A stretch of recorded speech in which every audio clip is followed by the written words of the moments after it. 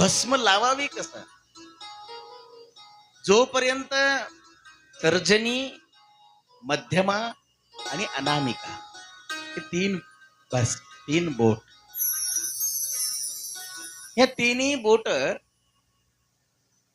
तिन्ही बोटाला अगोदर भस्म लावून घेणे, तर्जनी, मध्यमा आणि अनामिका, आणि पूर्ण जेवढं कपाळ तुम्हाला दिलेले आहे इथून पुढे इथपर्यंत.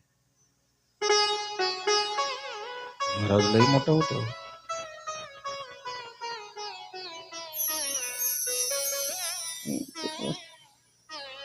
इतकंच बस झालं. ते पण लई मोठं नाही, इथं नसेल, इथं कुठं दिसलं नाही मला. आमच्याकडे इथं सगळे चम चम चम बसणार. काही जण असं कोरतात.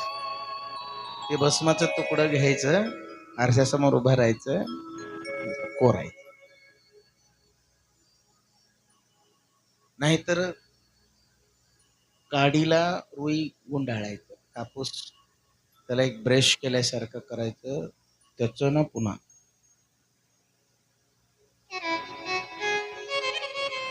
माता लक्ष्मीनं काय वरदान दिलं? जो भक्त तुझं शेण जाळून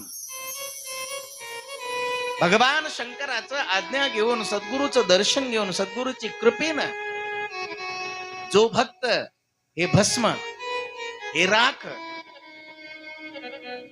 त्रिपुंड्र धारण, त्रिपुंड्र म्हणजे ही तीन बोटाला त्रिपुंड्र म्हणतात.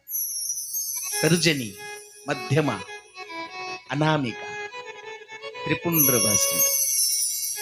त्रिपुंड्र भस्म असं जोरदार असं लावलं तर माता लक्ष्मी म्हणते, जो भक्त दररोज त्रिपुंड्र भस्माचं धारण करतो त्याला काय करेन, त्याच्या जीवनातला दरिद्री दूर करून मी त्याला संपत्ती प्रदान करेन.